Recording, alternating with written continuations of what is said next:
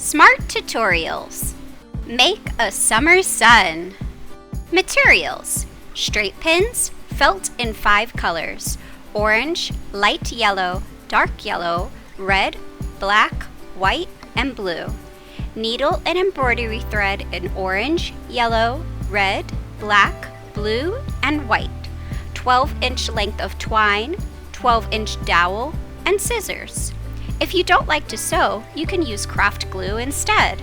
Download the pattern at the link on this slide or in the description box. Use the pattern sheets to cut out the felt pieces. It may be helpful to pin the patterns to the felt with straight pins, then cut around the outlines. Start to sew. Sew the eyes.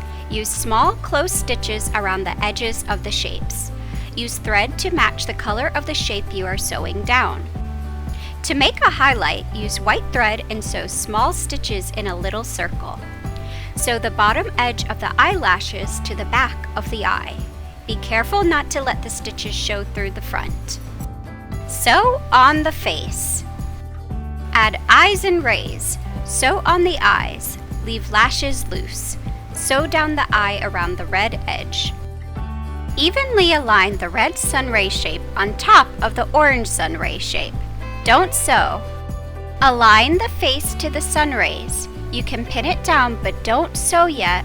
You'll be sewing around the edge of the face through the 2 sunray layers to the blue background. The sunray points will be left loose like the eyelashes. Prepare the banner. The thick black felt sheet will be the banner surface.